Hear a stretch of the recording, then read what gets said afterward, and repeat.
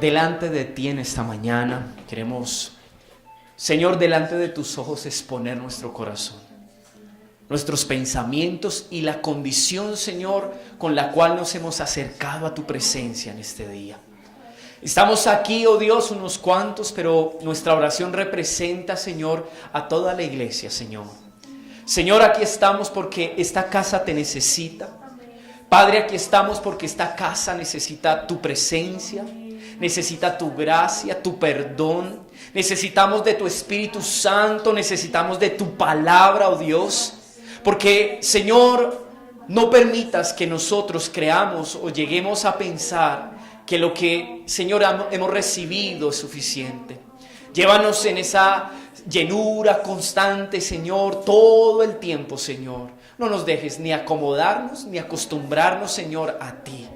Para que nuestro corazón no menosprecie, Señor, o aún, Señor, nosotros, Padre, lleguemos a comparar lo que eres tú frente al mundo. Al final en el mundo no hay nada para nosotros, oh Dios.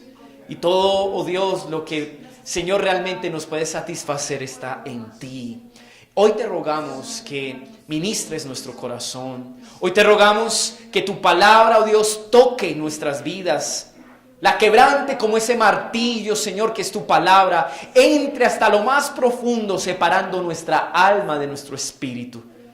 Confrontando, Señor, y discerniendo nuestras intenciones, nuestros pensamientos. Venos, Señor, lo necesitamos. En el nombre de Jesús. Amén, Señor. Y amén. Bien.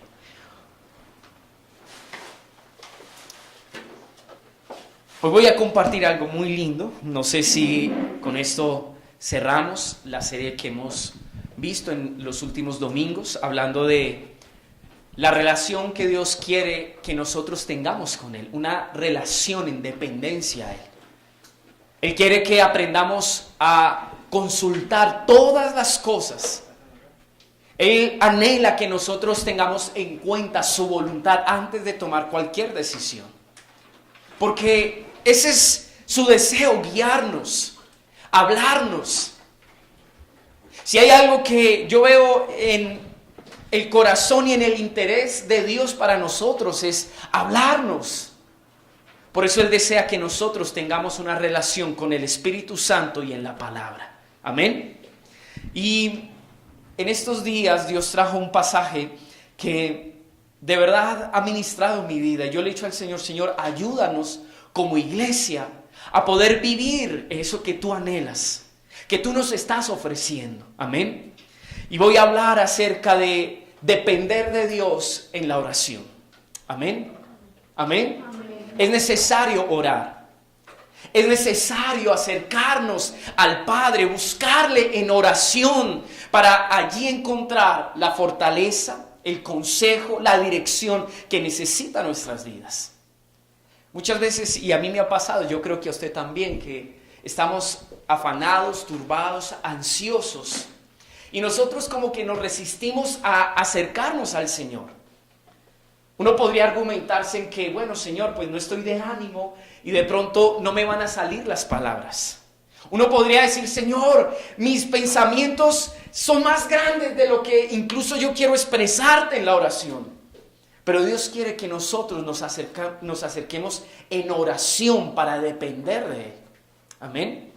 Y hay un texto que siempre ha ministrado mi corazón y es la manera en la que David oró a Dios en medio de un momento muy, muy difícil. Y yo me he preguntado si David pudo orar en un momento así. Si pudo acudir a su Dios y levantar una oración en un momento así. Yo creo que nosotros podemos hacerlo también. Hay un llamado de parte de Dios a acudir en oración a su presencia en medio de momentos que necesitamos depender de Él. Amén. Amén. Amén. Entonces mira al que está a su lado y dígale, si tú estás turbado, si no tienes paz, si estás sin fuerzas, si estás desanimado, acércate al Padre y ora a Él. Amén. Necesitamos aprender a acudir a Dios en esos momentos. Por eso vaya conmigo a una historia formidable que queda en 1 Samuel capítulo 30. Dígame amén cuando lo tenga. Primera de Samuel, capítulo 30.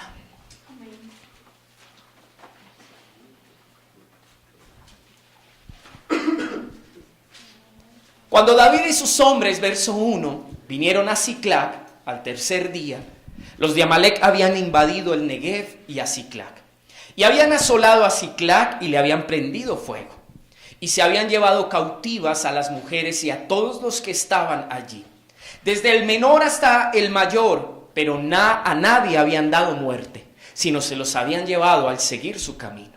Vino pues David con los suyos a la ciudad, y he aquí que estaba quemada, y sus mujeres y sus hijos e hijas habían sido llevados cautivos. Entonces David y la gente que con él estaba alzaron su voz y lloraron hasta que les faltaron las fuerzas para llorar. Y las dos mujeres de David, Ahinoam, Jezreelita, y Abigail, la que fue mujer de Nabal, el de Carmel, también eran cautivas. Y David se angustió mucho, porque el pueblo hablaba de apedrearlo, pues todo el pueblo estaba en amargura de alma, cada uno por sus hijos y por sus hijas. Mas David se fortaleció en Jehová su Dios. Y dijo David al sacerdote Abiatar, hijo de Ahimelech: yo te ruego que me acerques el efod. Y Abiatar acercó el efod a David. Y David consultó a Jehová diciendo: ¿perseguiré a estos merodeadores? ¿Los podré alcanzar? Y él le dijo: síguelos, porque ciertamente los alcanzarás, y de cierto librarás a los cautivos. ¡Wow! David estaba en medio de una situación muy complicada. Acababa de estar en medio del campo de batalla porque él pretendía cuidar a Aquis, era un príncipe filisteo.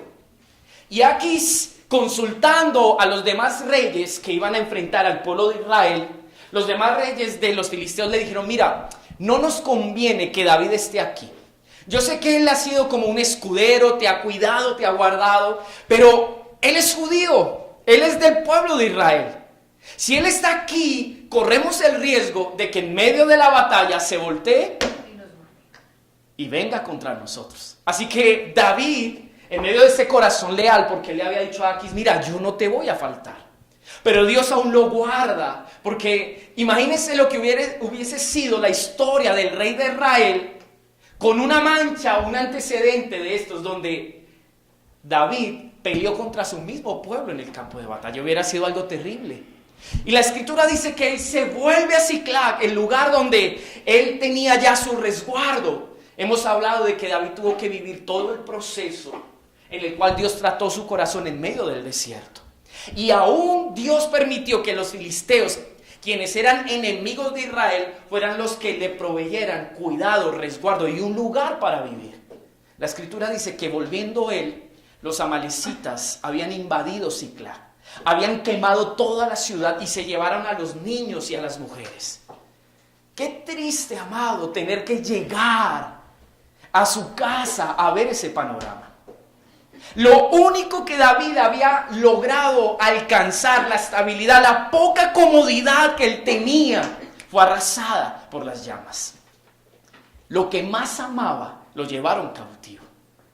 Y yo miraba esa condición, esa situación, y yo decía: wow, Señor, ¿cuántos de nosotros hemos perdido todo? Yo creo que ninguno de los que estamos aquí podemos decir: yo he llegado a un punto donde lo que había logrado o alcanzado se perdió en totalidad. Aún lo que amaba estaba en riesgo, porque los amalecitas eran un pueblo tremendo. Usted estudia la escritura, la forma en la que ellos iban, invadían, y todo lo que hacían era algo que yo creo que puso a temer el corazón no solo de David, sino de ese pueblo. Pero la reacción de David, amados, fue lo que a mí me impactó. ¿Cómo un hombre reacciona de esa manera? Lo que hace David es, en presencia de todos sus hombres de guerra, amados, después de que ellos lloran, se lamentan, y aún dice que les faltaban las fuerzas de tanto llorar. Yo no sé si usted ha llorado así, y usted llora y llora y llora hasta que ya no tiene ni fuerzas. Y David, amados, lo que hace es buscar a Dios en oración. Yo esta mañana y ayer cuando leía, yo decía, wow, Señor, yo nunca he estado en una posición tan extrema, en una situación tan difícil. Pero reconozco que hay momentos, que hay circunstancias por las cuales yo he atravesado y quizás no he reaccionado de esa manera. Tal vez lo primero que pienso no es, ¿qué querrá Dios con esto? ¿Qué buscará Dios?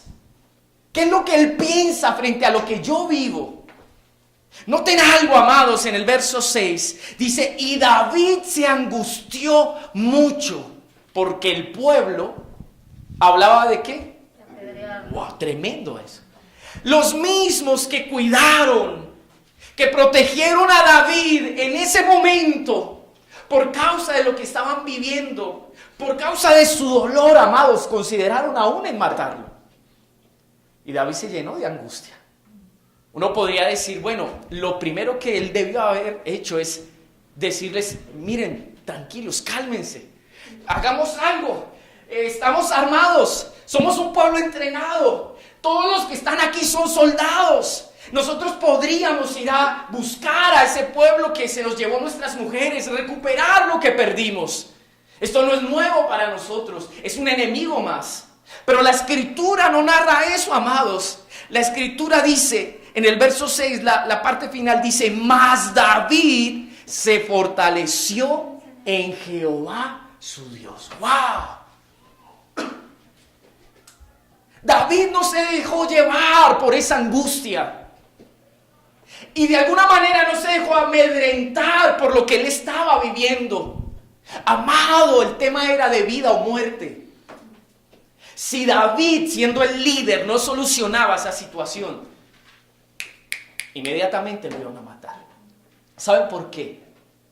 Seguramente porque sus hombres decían, esto nos pasó gracias a que estamos siguiendo a este. Si no nos hubiéramos ido allá, miren, tuvimos que devolvernos, al final no hicimos nada. ¡Wow! ¡Qué frustración tan tremenda! Y qué responsabilidad la que tenía David. Pero dice la Escritura, David se fortaleció en Jehová su Dios. Mira el que está al lado y dígale, lo primero que debemos hacer en medio de la prueba, en medio de la angustia, dígale, antes de actuar, debemos fortalecernos en Dios. Es lo primero que David hace. Y Dios, usando esta situación, quiere hoy enseñarnos a nosotros, fortalecernos en el Señor. Hay dos versiones muy lindas y expresan en esa última parte algo que me inspiró y me motivó. Dice, pero David se confortó en Jehová su Dios. La Biblia textual dice así, pero David tomó fuerza, se fortaleció en Jehová su Dios. ¡Wow! Tremendo. Amados, hay un lugar que nos espera cada vez que usted y yo estemos desanimados y sin fuerzas. Y esa es la presencia de Dios. La fortaleza de David consistía o radicaba en el hecho de que él sabía que podía confiar en Dios y que al acudir a él iba a recibir una respuesta para su vida. Por eso él mandó a traer el efod. El efod, amado, era ese chalequito, de pronto algunos lo conocen, otros no. Y me gustaría que de tarea vaya a su casa y de alguna manera indague un poquito en la Escritura acerca de lo que es el efod. Lo usaban los sacerdotes para, de alguna manera, consultar la voz de Dios. La fortaleza de David, amados, consistía en que él sabía que si se acercaba a Dios, no solamente iba a ser fortalecido, sino que en Dios podría recibir una respuesta, una instrucción que lo orientara acerca de qué debía hacer. Amén. Amén. Amados, cuando estemos en pruebas, Dios siempre estará esperando que tú y yo nos acerquemos. Porque Él está dispuesto a hablarnos, a orientarnos, a guiarnos. Y dice el verso 7, y dijo al sacerdote Abiatar, hijo de Ahimelech, yo te ruego que me acerques el efod. Y Abiatar le acercó el efod a David. ¡Wow! Amados, lo más lógico era haber salido en busca de sus familias. Dígame si no es así. Entre más tiempo perdieran sin actuar, más riesgo corrían sus familias, sus esposas y lo que tenían de perecer. Pero David le dio prioridad y tiempo a lo importante, y era consultar a Dios. Muchas veces nosotros nos excusamos y argumentamos y defendemos lo que hacemos por la premura del tiempo. Y a veces le decimos, Señor, es que me tocó hacer esto porque no había tiempo. Si no lo hacías, se perdía la oportunidad. Si no lo hacía yo, ¿quién lo iba a hacer? Y qué ejemplo, amados, que este hombre dio aquel día. Porque yo creo que todo el mundo se quedó callado y empezó a mirar cómo David iba a actuar. Y David simplemente manda la orden al sacerdote, se acerca, y yo creo que muchos dijeron en su corazón, ay, este va a empezar a orar. Este va a preguntarle al Señor, a Dios. Yo creo que muchos dijeron en su corazón, si no nos apresuramos, vamos a sufrir pérdida, más de la que habían sufrido. Y mire lo que dice el verso 8. Aquí hay unos principios que quiero sembrar en su corazón. Y David consultó a Jehová. ¿Qué consulta David a Dios? Primero, mire la primera pregunta. Léala conmigo, sobre todo los que se están durmiendo. Lea la primera pregunta. ¿Cuál es? ¿Qué dice allí? ¡Wow! Increíble que David, al consultar a Dios, lo primero que hace es pedirle permiso. Léalo. ¿Qué dice? ¿Debo ir? ¿Usted pediría permiso por algo así? Si se trata de la vida, de su familia, de lo que más usted ama. Señor, ¿puedo ir a salvarlos? ¿Es correcto ir a hacerlo? ¿Puedo hacer? ¿Me das el aval, oh Dios? En esto yo veo el nivel de sujeción de David delante del Señor. Se trataba de su familia. ¿Amén? Amén. ¿Amén? Es como si se estuviera muriendo alguien y usted le pregunta al Señor, Señor, ¿debo ir a ver a mi mamá que está ya agonizando, fulanito de tal? ¿Usted qué haría? Yo no pregunto, yo salgo a correr. Pero yo puedo ver un hombre que dependía de Dios en una sujeción. Él preguntó, ¿perseguiré a estos merodeadores? ¿Me das el aval? ¿Me das el permiso? Lo segundo, ¿qué es la segunda pregunta? ¿Qué dice allí? ¡Wow! Tremendo eso. Yo entendí algo, amados, y es, David quería saber de parte de Dios, porque era quien conocía la situación en su omnisciencia y omnipresencia. Él sabía cuánta distancia le tenían los amalecitas a David. Yo creo que de alguna manera David, en medio de todo lo que él hizo, tuvo que pensar en su corazón, si yo los salgo a encontrar, ¿cuánto tiempo me voy a tardar en atraparlos? Pero más allá de su lógica y su razón, porque yo creo que es lo primero que yo hubiera hecho. ¿Hace cuánto tiempo salió esta gente? Yo hubiera visto, digamos, la ciudad quemada, y si el fuego estaba ardiendo todavía, yo hubiera podido deducir que de pronto hace poco acababan de irse. Hubiera mirado las huellas en la tierra, y hubiera calculado para saber si me voy en caballo, si nos vamos corriendo o con cuánto nos vamos. Pero David expuso su lógica y su razón delante del consejo de Dios. Y le dijo, mira Dios, tal vez yo tengo pensado hacer esto, pero tú que lo conoces todo y eres más sabio que yo, dime, ¿podré alcanzarlos? Y eso me ministró mucho, amados. Porque primero David se somete a Dios antes de hacer cualquier cosa. Dice, es lo que yo quiero hacer, pero dame tú el aval, si puedo hacerlo. Y lo segundo, tengo pensado hacer esto, pero tú que eres más sabio y conoces las cosas, dime si lo puedo hacer. Entonces miren la respuesta del Señor. ¿Cuál fue? Síguelos. Lo primero que David le respondió, le preguntó ¿qué era? ¿Puedo hacerlo? Y aquí Dios ¿qué le dice? Te doy el aval. Wow. ¿Qué creen que hubiera pasado si Dios le hubiera dicho no lo sigas? ¡Qué conflicto!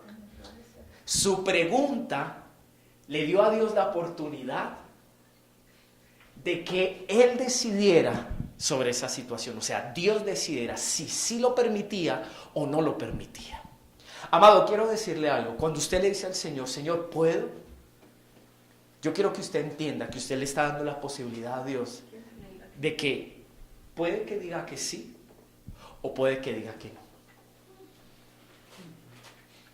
Uno podría decirle, Señor, y tengo pensado hacer esto.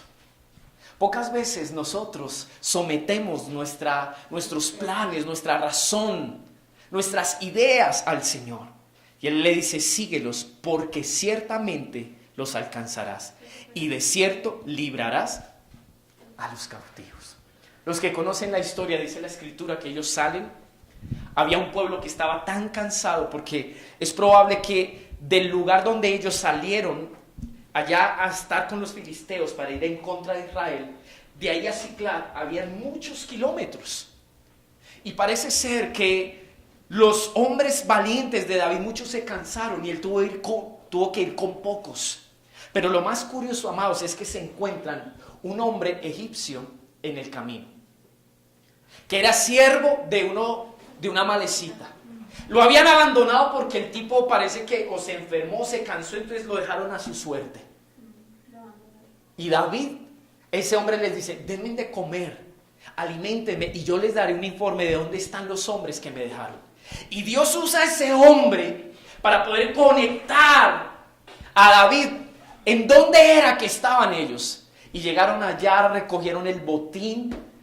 Dice la Escritura que muchos de los hombres de David dijeron, el botín no lo repartimos los que vinimos. Y David dice, no, así no debe ser. Y desde ahí sale una ley, que a pesar de que unos cuantos peleen, todos se iban a llevar de alguna manera los beneficios de esas guerras en cuanto al botín. Y Dios los libra de una manera sorprendente, amados. Yo miro esto y yo digo, wow, Señor, qué lindo aprender a depender de ti de esa manera. Qué lindo que otros, cuando nos vean angustiados y en medio de esas circunstancias tan difíciles que nos presionan, nos puedan decir, wow, ese hombre es un hombre de oración. Y cuando va a Dios le dice, Señor, que se haga tu voluntad. Y dime tú, aún por encima de mi razón, qué es lo correcto que se debe hacer. Amén. Esa es la relación en la cual Dios nos ha querido guiar y nos ha llamado, amado. Yo creo que Dios no nos ha puesto a predicar esto por predicar. Es un llamado que en este tiempo Dios nos ha hecho a nosotros. Esta historia, amado, me hace recordar una historia preciosa que está en Mateo 26. Cuando Jesús aparta a 3 de sus discípulos, a Pedrito, a Jacobo y a Juan. Y dice que los lleva a un lugar donde Jesús solía ir, apartado a orar al Señor. Dice la Escritura que Él se sincera y les dice, miren, mi alma está turbada. Vamos a orar. ¿Qué ejemplo? Jesús no presumió, ni Él quiso vender una idea errada frente a sus discípulos. Jesús quería que conocieran su lucha. Pero Él les dio la clave y les dijo, vamos a orar. ¿Qué hacemos nosotros cuando estamos así? ¿Oramos, amados? ¿O es lo último que hacemos después de nos enojarnos con Dios? Después quizás de tomar nuestras propias decisiones, fracasar y tener que volver al Señor y decir, Señor, al final hice lo que quise hacer, pero tengo que venir a decirte, ayúdame porque no solamente quiero que me guíes, sino me saques del enredo en el que me metí. Y miren lo que dice Mateo 26. Vaya conmigo allá, Mateo 26.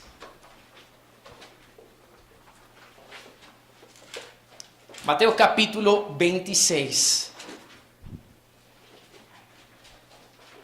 Vamos a leerlo a partir del verso 30. Los jueves hemos estado compartiendo algo de esto que voy a leer. Y los que han venido los jueves recordarán un poquito. Jesús acababa de celebrar la Pascua con sus discípulos. Los que conocen la historia, ustedes saben que Jesús le dice a uno de sus discípulos, ve y prepara un lugar para celebrar la Pascua. ¿Recuerdan ese momento? Dice que él les mandó a decirle a un hombre, el Señor manda a decir que vamos a celebrar la Pascua acá. Y de una manera soberana Dios acomoda todas las cosas para que Él pueda explicarle a sus discípulos que la Pascua, amados, no es una fiesta externa, no es una costumbre. La Pascua era Él. ¿Recuerdan ese momento donde Él parte el pan, donde toma la copa y la da a sus discípulos? Y les explica, les dice, el propósito por el cual yo he venido a la tierra es partirme como este pan y darme a ustedes. Es darles mi sangre, que es la representación de un nuevo pacto, donde les voy a dar un nuevo corazón. Y después de darles semejante noticia, amados, porque de alguna manera yo creo que fue un privilegio haber recibido de primera mano del Maestro el resultado y en qué consistía esa obra preciosa que Él venía a hacer. Estaban a 2 días de empezar ese martirio, de ser entregado y de ser llevado a la cruz. Y en esa paz y en esa tranquilidad, exponiendo su corazón y aclarando a sus discípulos que la hora había llegado. Así dice la Escritura, mi hora ha llegado, se está acercando. Dice en ese momento, pero ustedes tienen que ser precavidos. Estoy parafraseando un poquito. Vienen momentos donde algunos de ustedes o todos se van a escandalizar al ver lo que me va a pasar. En ese contexto se refiere a lo que Judas iba a hacer. Dice, uno de aquí me va a entregar, dice la Escritura, literalmente que se entristecieron y no lo podían creer. Después habla con Pedro y le dice, Pedro, tú me vas a negar. Y Pedro en esa presunción diciendo, no, Señor. Yo no te voy a negar. Ellos te pueden negar, pero yo no. Yo soy diferente. Dice, Pedro, ¿pero qué me vas a negar? Y Jesús le dice de una manera muy calmada, Pedro, me negarás 3 veces. Antes de que él cante el gallo, ya me habrás negado 3 veces. Y él dijo, si yo tengo que ir a la muerte contigo, yo voy. Y es lo que vamos en esta mañana a compartir allí. Mire lo que dice el verso 30. Y cuando hubieron cantado el himno, que de paso quiero decirle algo, en medio de la Pascua, los judíos cantaban el Salmo 115 y el Salmo 118. Era una manera para recordar la soberanía, el poder de Dios, que Él era el único Dios y que solamente a Él se debía nuestra confianza. Era algo que ellos relataban y cantaban en medio de esa fiesta. Yo miro el contraste de lo que vivieron en ese momento frente a lo que después vivieron en el Getsemaní cuando Jesús fue arrestado y todos salieron corriendo. Yo digo, wow, Señor, eso se parece a las veces en que vamos a la iglesia y adoramos, cantamos. Allí como que nosotros en esa inspiración le rendimos toda nuestra confianza al Señor y decimos, Señor, tú vas a ir con nosotros, vas a estar en medio de nuestro camino. Pero pasa eso.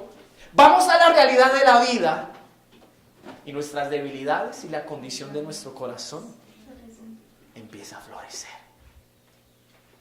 ¿Saben qué es lo más lindo? Que Jesús, en su honestidad, sabía que eso iba a pasar.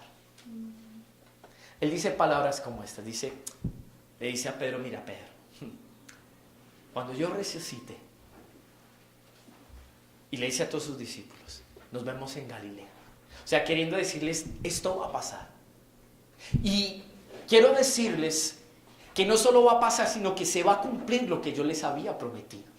Estoy tratando de integrar para que no leamos todo, amén. Pero mire lo que dice allí. Y cuando hubieron cantado el himno, salieron al monte de los olivos. ¿A dónde salieron? Al monte de los olivos. Dice, entonces Jesús les dijo, todos vosotros os escandalizaréis de mí esta noche, porque escrito está, heriré al pastor y las ovejas del rebaño serán dispersadas. Pero después de que haya resucitado, iré delante de vosotros a Galilea. Respondiendo Pedro le dijo, aunque todos se escandalicen de ti, yo nunca me escandalizaré. Verso 34, Jesús le dijo, de cierto te digo, que esta noche antes que el gallo cante me negarás 3 veces. Pedro le dijo, aunque me sea necesario morir contigo, no te negaré. Y todos los discípulos dijeron lo mismo. ¡Wow! Tremendo es. La palabra escandalizar viene de un griego que es hacer tropezar. Es la palabra que se usaba para ilustrar lo que es una trampa y cómo alguien que de manera, no sé, desapercibida está caminando, un animalito o algo así, y de repente ¡pam!, le agarra la pata una trampa. Es más, la palabra escandalizar que tiene que ver con hacer que alguien abandone su fe, ofender. Jesús sabía que lo que él iba a vivir iba a hacer que sus discípulos flaquearan en su fe. Que ellos se vieran confrontados en su fe y dijeran, wow, no, esto es difícil. Amén. Amén. ¿Está aquí conmigo? Amén. Qué franqueza la del Señor. Diga conmigo, Pedro se creía firme en su convicción. Y ese fue un error. Es más, él presumió de eso y dijo, mira, el resto puede flaquear, pero yo no. Yo soy distinto. Yo sé quién soy yo. Como dicen por ahí, ¿usted no sabe quién soy yo? El que no sabe quién era él era el que lo estaba diciendo. Pero Jesús sí sabía quién era él. Cuán vulnerable. Miren, es increíble que en la primera pregunta que le hacen a Pedro, ¡ah!, usted es de los Galileos, usted habla como él, dice, no, yo no sé de qué hablas. Y ver cómo él reaccionó incluso frente a una pregunta que en el momento no fue tan hostil como cuando se acercaron al Señor Jesús. Fue la portera quien, al ver a Pedro cercano allí al patio, lo empezó a confrontar. Ni siquiera fue un soldado como para que él reaccionara como reaccionó. Tanto fue su temor que mire lo que le dicen, usted habla como ellos. Dice que intencionalmente él empezó a maldecir para decir, yo no soy como ellos. O sea, en otras palabras, Pedro decidió comportarse de manera opuesta a lo que él había sido llamado y a lo que él había aprendido, de tal manera o por causa de que incluso no lo hubieran involucrado allí. Imagínense lo gallina que era Pedro, como quizás nosotros muchas veces. No solo negamos nuestra fe, sino que conscientemente vamos en contra de lo que hemos ya vivido en el Señor. Y eso me confrontó. Dice 1 Corintios 10:12, no vaya allá, yo solo lo leo para que no pierda el tiempo. Así que el que piensa estar firme, mire que no caiga. Dice esta versión, así que si alguno presume de mantenerse firme, esté alerta, no sea que caiga. Me gusta esa versión. Diga conmigo, el que presuma de mantenerse firme, más bien esté alerta, no sea que caiga. Amén. Amén. Amén. Jesús contempló la debilidad de estos hombres. Jesús sabía que para ellos iba a ser difícil enfrentar el momento en el que el Señor fue arrestado y iba a ir a la cruz. Pero amados, no se puede decir que Dios los abandonó y no les dio las herramientas para que ellos supieran cómo afrontar ese momento. Por eso se los llevó a orar. Amén. Quiero ilustrar, para nutrir un poquito más lo que hemos estado leyendo, la visión que Lucas tuvo de este momento. Así que vaya conmigo a Lucas capítulo 22. Dígale al que está a su lado, por favor, no se duerma. Si tú puedes prender allá el ventilador. ¿Tienen calorcito? Yo tengo calorcito. Estoy asado, amados, aquí. Estoy incluso como medio ahogado. Me cuesta respirar un poquito. Lucas capítulo 22. Espero que no vayas a hacer estallar allá nada, Johncito, por favor.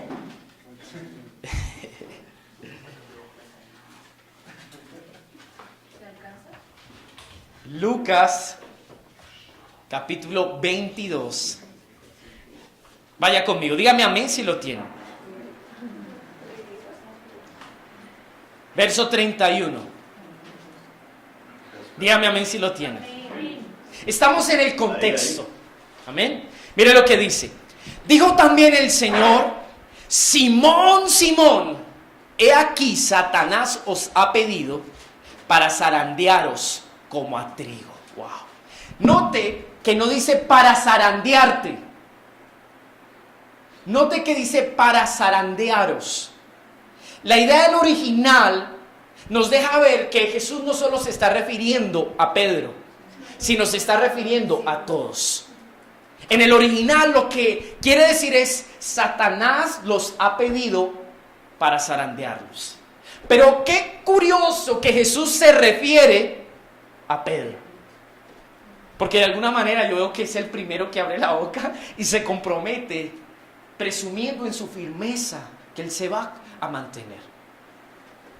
Dice esta versión: Simón, Simón, mira que Satanás ha pedido permiso para sacudirlos a ustedes como trigo que se limpia. ¡Wow!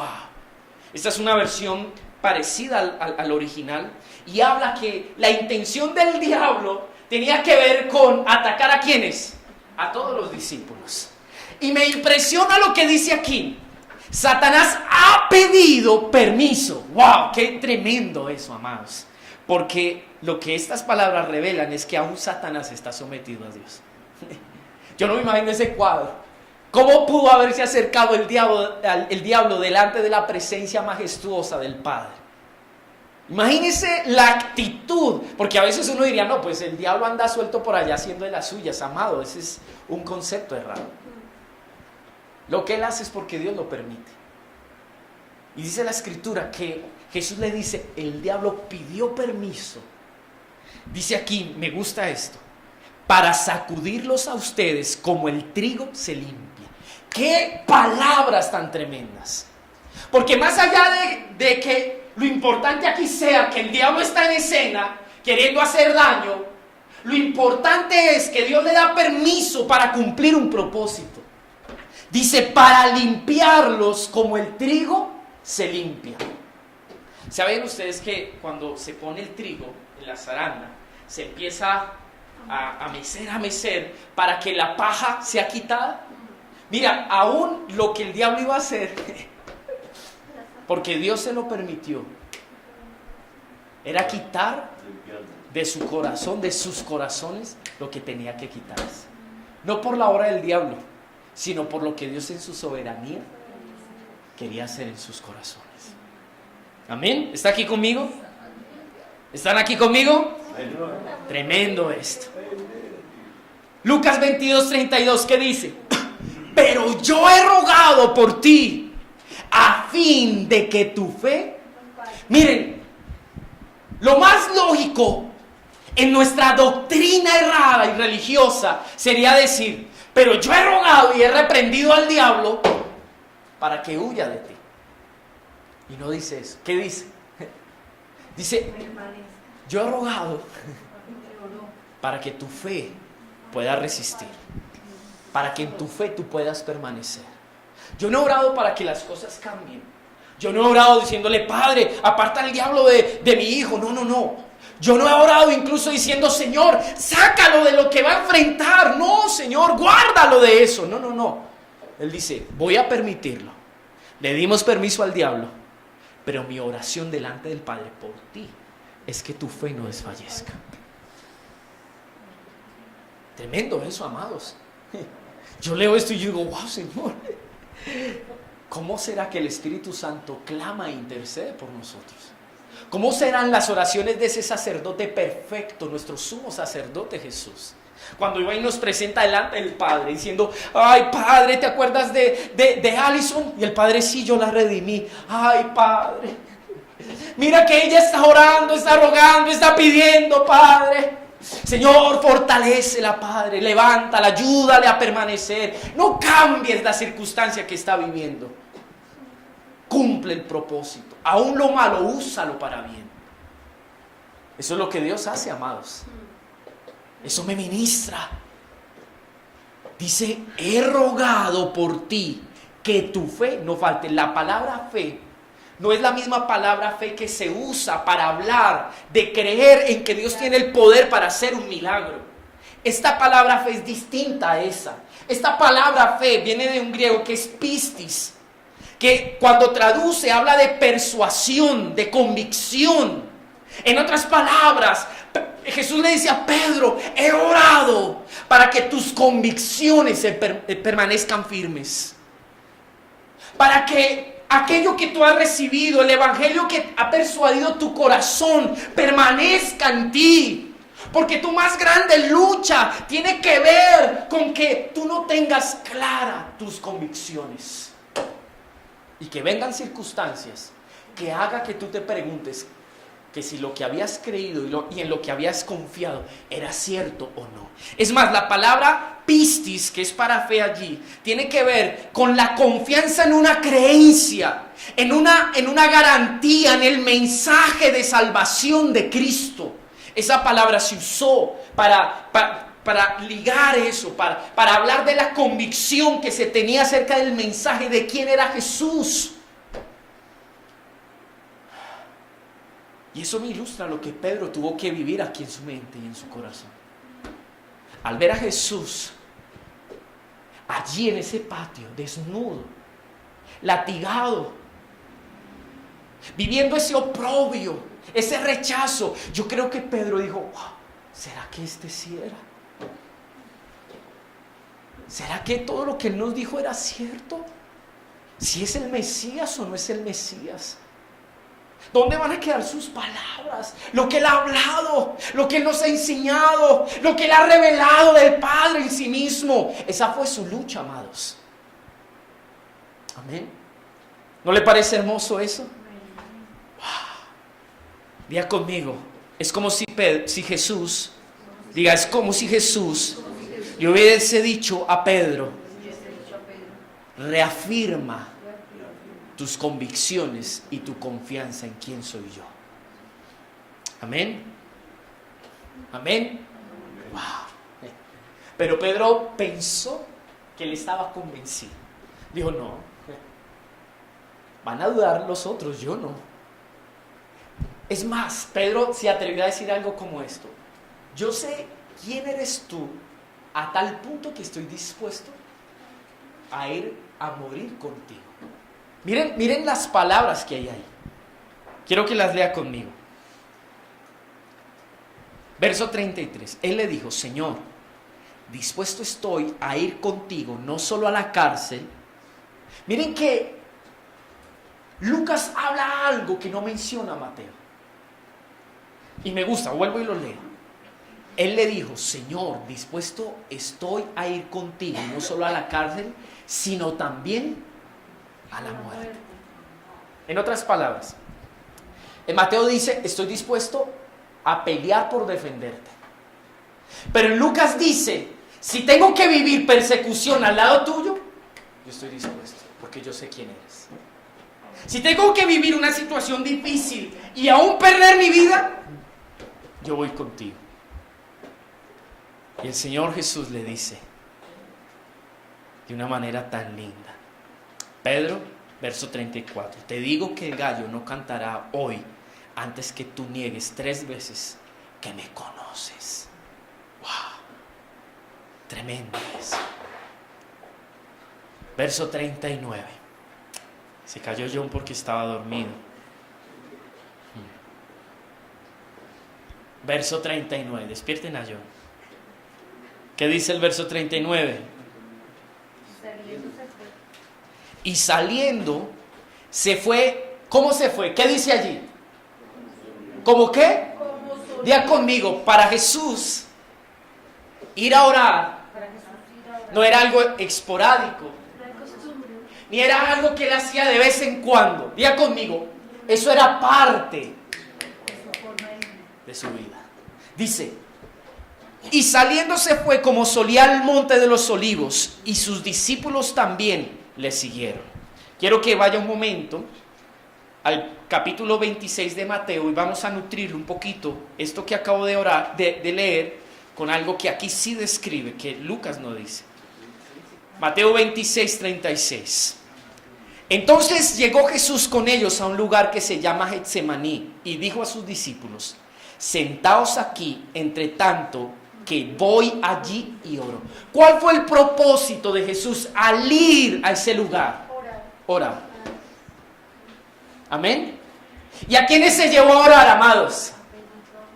A sus discípulos, a todos. Se los llevó a orar.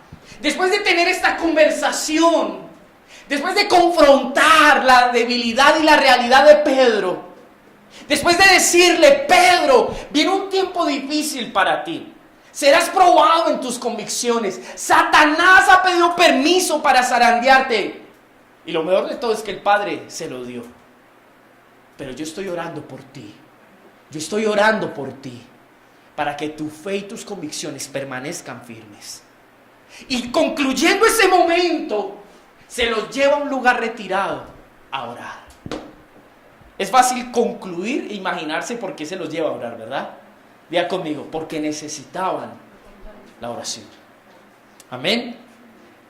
Entonces dice: y tomando a Pedro y a los dos hijos de Zebedeo, comenzó a entristecerse y a angustiarse en gran manera. En otras palabras, me gusta verlo de esa manera porque me ilustra también cómo Jesús tenía una relación cercana e íntima con algunos de sus discípulos.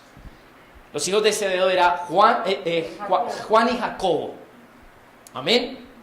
Y ahí estaba Pedro. Y sé que a ellos tres los apartó un poquito y les abrió su corazón. ¿Cómo lo vieron en ese momento? Dice la Escritura: se empezó a entristecer en gran manera. Wow. Yo no me imagino ese cuadro. ¿Cómo debió haber sido ver a Jesús en esa condición? El verso 38 dice: entonces Jesús les dijo: mi alma está muy triste, hasta la muerte. Quedaos aquí conmigo, quedaos aquí y velad conmigo. Wow. Amado, mire, yo le aconsejo algo. Busque personas, yo diría mejor de la congregación, con las cuales usted pueda abrir su corazón sin miedo a que lo juzguen, y más bien para que lo ayuden a orar en esos momentos. Eso es algo muy importante. Amén. Personas que estén dispuestas a que usted pueda decirles: oiga, mire, tengo una carga, mi corazón está afligido, estoy triste por esta situación, no sé qué hacer, pero antes de hacer cualquier cosa quiero orar. Venga conmigo y ayúdeme a orar. ¿Qué cree usted que esperaba Jesús de esos tres? Que estuvieran allí. Al abrir su corazón, yo creo que lo que él buscaba es que ellos dijeran: no, maestro, pero ¿por qué estás así, de esa manera? Vamos a orar. Pero qué lucha lo que sucedió allí, amados. Esto es algo muy conocido por nosotros. Dice: yendo un poco adelante, se postró sobre su rostro, orando y diciendo. Eso lo vamos a tratar de ver. No sé si Dios permita que concluyamos hoy, pero me parece tan linda la oración del Señor, porque con lo primero que lo abre es con Padre mío. La palabra en el original es Abba. Y cuando se usa la palabra Abba, la traducción es papito. Está hablando de que se está refiriendo a su Padre de una manera cariñosa, cercana. Jesús sabía que lo único que él podía hacer en un momento así era acercarse a su papito, a su papá. Y dice la Escritura, y noten la oración, quiero que usted trate de subrayar ciertas cosas que yo quiero que miremos en esta mañana. Dice: se postró sobre su rostro orando y diciendo: Padre mío. Mire lo que dice: si es posible. Ya conmigo, Jesús estaba pidiendo permiso. ¿No lo hizo así David? Oh, qué lindo es.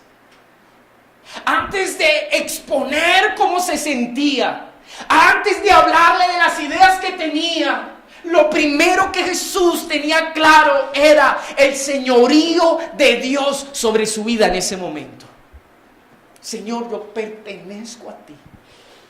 Tú eres mi Señor.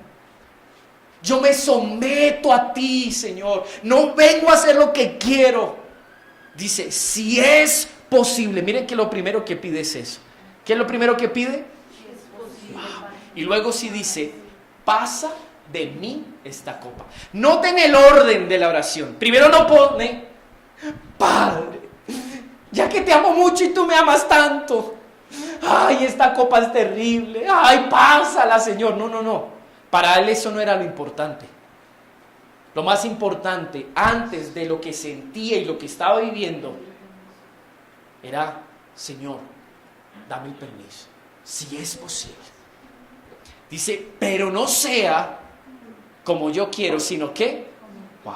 Amado, mire, si yo hubiese sido en ese momento el que tenía que decir esas palabras, yo creo que yo no hubiera concluido de esa manera. Por el contrario, hubiera esperado que, no sé, el Señor me dijera, bueno, está bien. Como me doy cuenta que no vas a poder vivir esto, pues te concedo la gracia de pasar de ti esto. Qué curioso que Jesús, acercándose al Padre, ya sabía lo que el Padre quería. Y eso me revela algo, amados. Cuando usted va en oración, ¿cuántas veces nosotros, antes de pedir algo o de exponer una situación, ya tenemos claro qué es lo que el Padre quiere, aún por encima de lo que estamos sintiendo, de la angustia o de la tristeza? Jesús nos dejó ese ejemplo. Él dijo, pese a lo que vivo, yo sé cuál es tu voluntad, Dios. Amén. Amén. Miren lo segundo. Vino luego a sus discípulos y ¿cómo los halló? Wow. Uno diría, oiga, pero ¿no se supone que son mis cercanos? ¿No les abrí el corazón para que de alguna manera en eso ellos vieran la necesidad que tengo de que me apoyen en oración? Uno podría juzgarlos, amados. Pero Lucas nos narra algo que no dice aquí. Así que vaya conmigo a Lucas.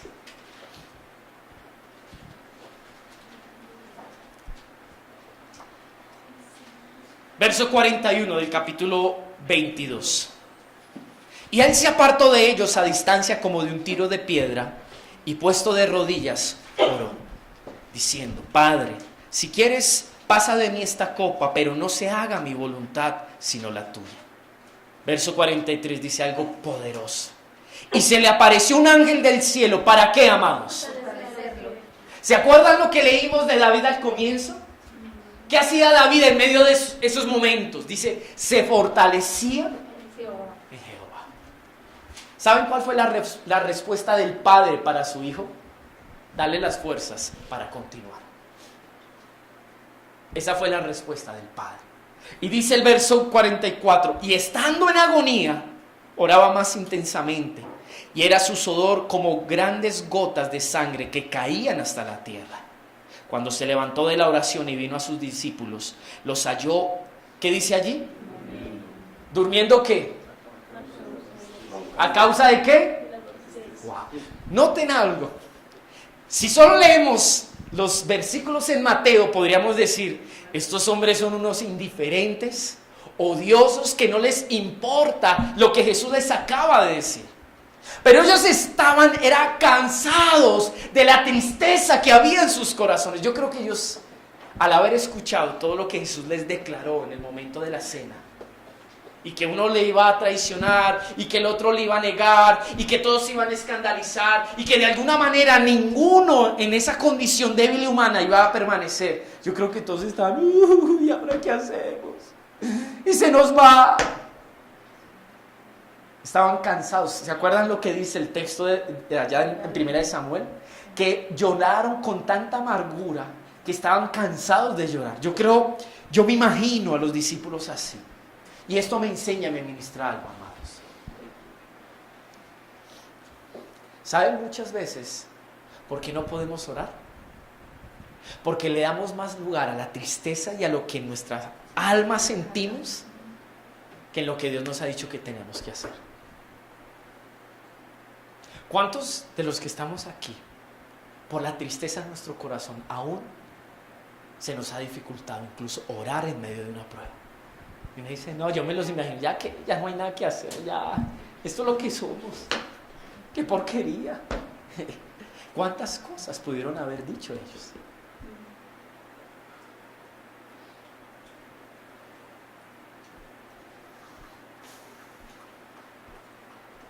Vuelva a Mateo. Perdón, disculpe, no vuelvo a Mateo. Vaya un poquito atrás, ahí en Lucas, capítulo 22, 40. Usted va a conocer el propósito por el cual Jesús los invita a orar. Verso 40 dice: cuando llegó a aquel lugar les dijo, ¿qué les dijo, amados? Léalo usted. Orad que no entréis en tentación.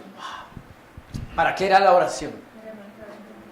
Para que ellos no se dejaran seducir, ni ellos se deslizaran hacia esa tentación, amados. Porque finalmente la tentación tenía que ver con que ellos tal vez hicieran su propia voluntad, reaccionaran de acuerdo a su carne, se dejaran llevar del temor, viniera la duda y la incredulidad y cegara sus ojos. Qué curioso que lo primero que Pedro hace, amados, cuando vienen a arrestar, es sacar su espada y cortarle la oreja a Malco. Y Jesús le dice: oye, pero perdóname, ¿tú crees, Pedro, que si yo no clamo ahora que el Padre de una legión de ángeles, Él no la trae? ¿Tú crees que el problema es creer que Dios no me puede defender? Olvídate. ¿Eso es lo que estabas pensando tú? Esto tiene que suceder para que se cumpla la palabra. Miren que la reacción de Jesús fue una reacción sometida a que se cumpliera la palabra en Él. Él tenía claro lo que Dios había determinado para ese momento. Y esa es mi pregunta. ¿Tú y yo tenemos claro lo que Dios ha determinado para cada momento, instancia de nuestra vida? ¿Saben qué me he dado cuenta? Que nosotros hemos cometido errores por estar reaccionando todo el tiempo en nuestras buenas intenciones. Miren, si Jesús hubiese pensado como Pedro, ¿sabe qué hubiera hecho Jesús al ver que le cortó la espada a Malco? Lo abraza y le dice: ay, hermano, gracias, menos mal usted estaba aquí. Pero ¿qué hizo Jesús?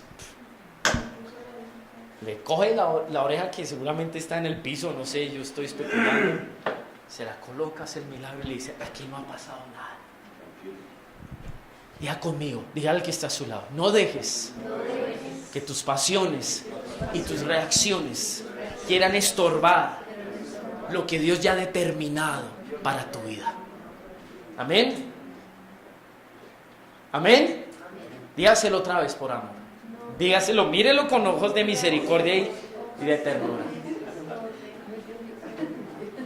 Vamos a decírselo a John porque nadie se lo está ya con John para decírselo. John, diga conmigo: John, no dejes que tus pasiones y tus reacciones estorben lo que Dios ha determinado para tu vida. ¿Oíste, John? Amén. Amén. Tremendo esto. Tremendo esto. Tremendo, amados. Tremendo. Verso 41. Vuelvo, lo leo. Mire lo que dice, léalo conmigo, el verso 41. Este es mi consejo para John, que le acabo de decir, y para cada uno de ustedes. Velad y orad. Diga conmigo: velad y orad.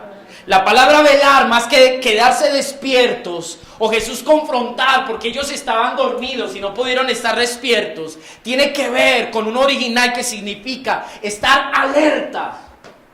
Hoy Dios te dice: quiero que estés alerta.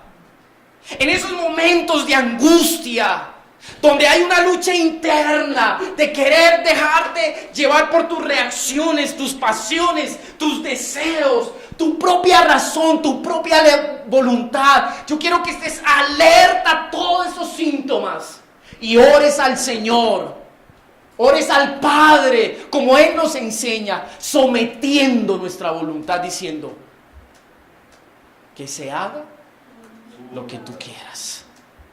Amén. Dice: velad y orad. Ya conmigo: para que no entréis. Si usted no está alerta y no está orando, sometiendo. Mira, amado, yo le voy a decir una cosa: no es solo orar. Jesús oró con un propósito y era someter su voluntad al Padre. Usted puede estar resistiendo un deseo de su corazón y va al Señor y dice: Señor, tú conoces mi corazón, cuán débil soy. Mira esta situación, Señor, ayúdame. Ay, Padre, pero si de pronto me la concedes, te lo agradezco. Sale de orar y usted puede ir a terminar haciendo lo que desea en su corazón. Es estar alertas y acercarnos al Padre, a someter nuestra vida. Dice: velad y orad. Estoy leyendo el verso 41. Para que no entréis en tentación. Y revela una verdad tremenda. Diga conmigo: el espíritu a la verdad está dispuesto. Diga conmigo: pero la carne es débil. esa es nuestra lucha más. Que en nosotros combaten dos naturalezas. Nuestra carne, que la palabra para la carne no solamente está hablando, amados, de este cuerpo mortal. Como diría por ahí un expresidente: estos huesitos y estas carnitas.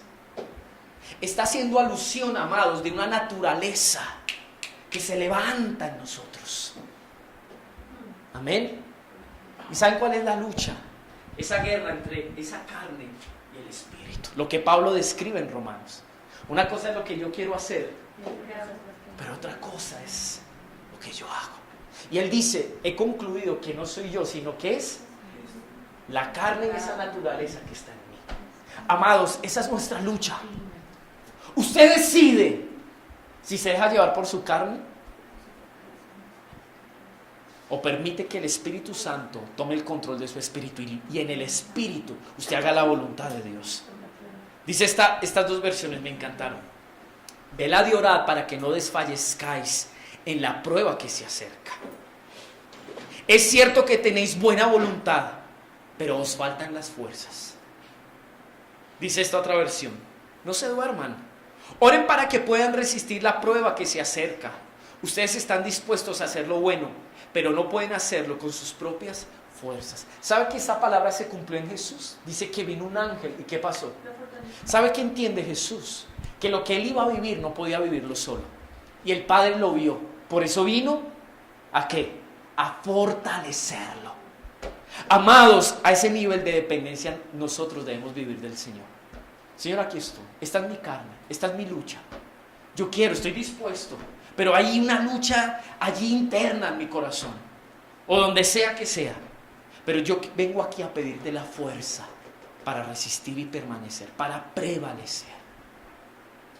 Terminemos con un texto muy lindo. Primera de Corintios.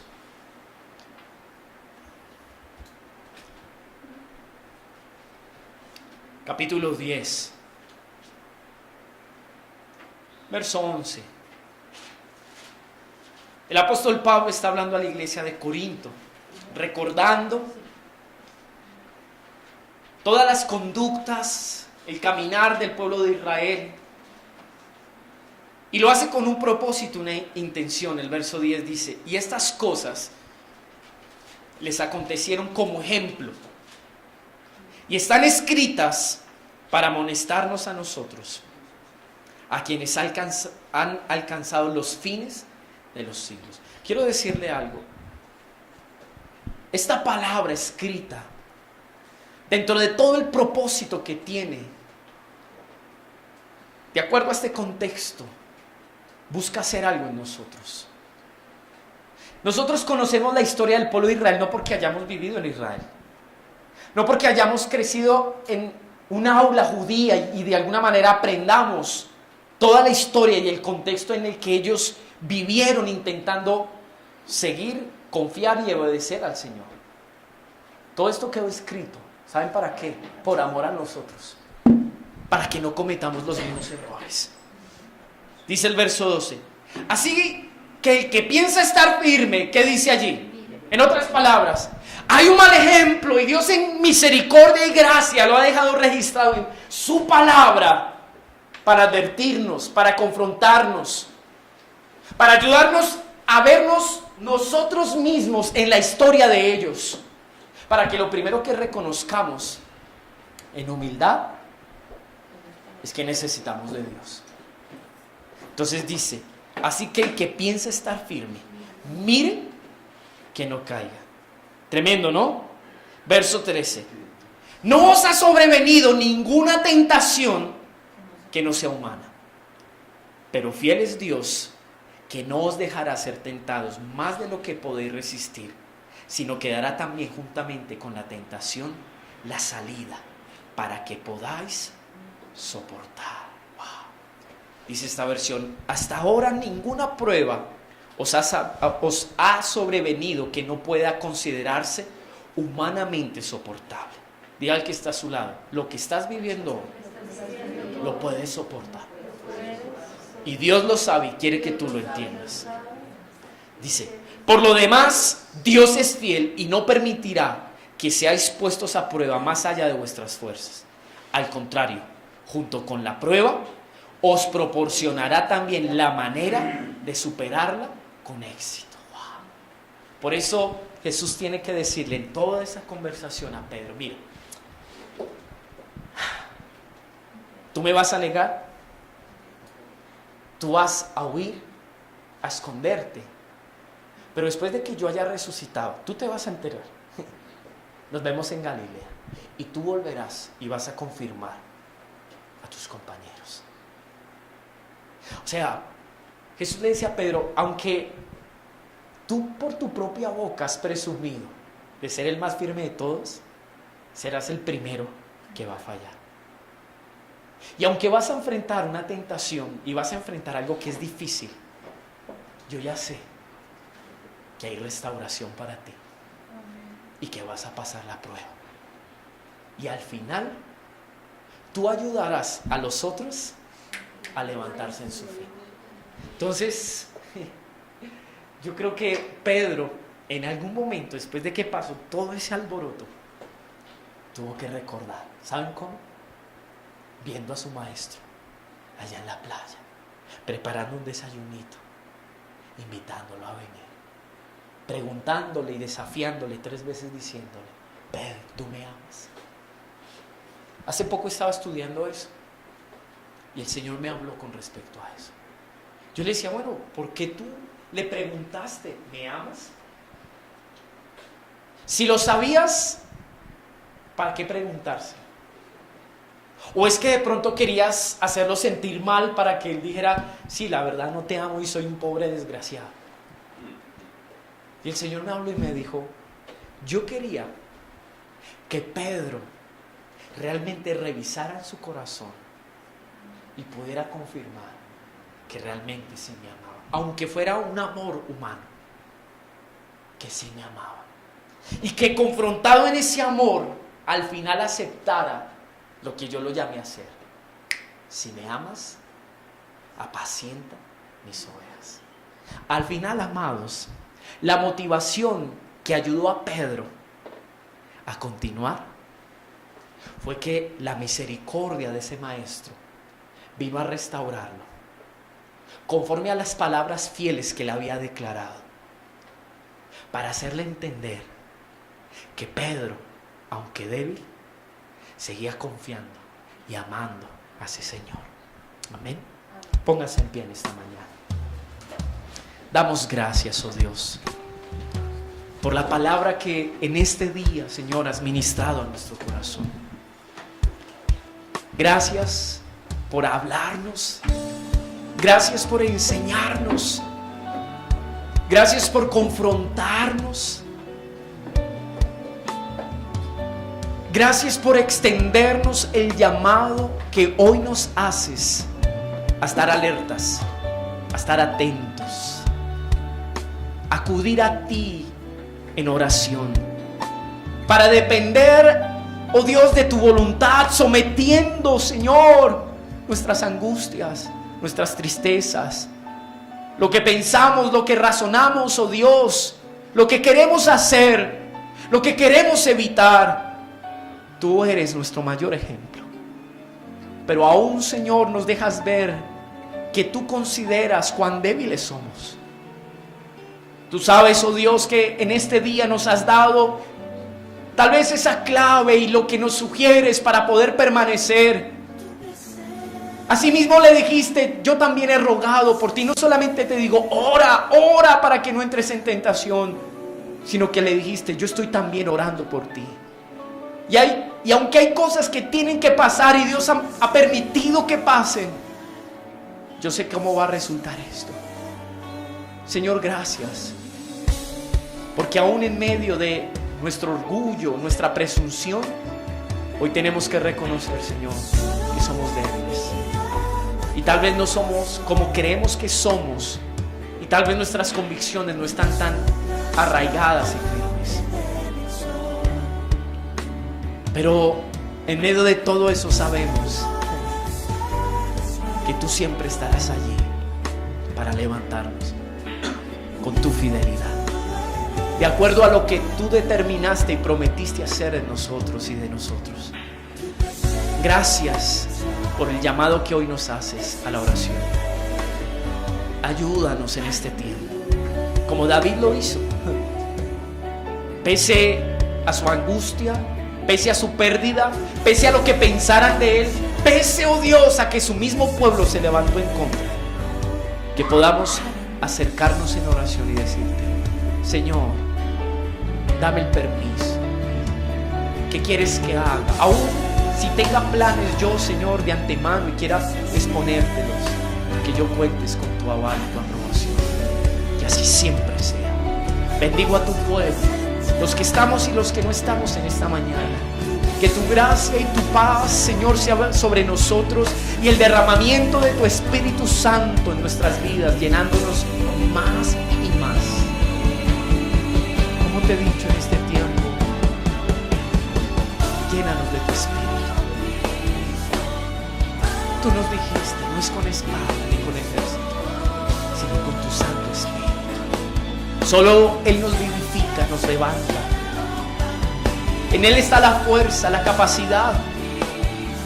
Él es el sello y las arras, oh Dios, de que lo que tú dijiste se hará posible en nosotros, junto con tu fidelidad.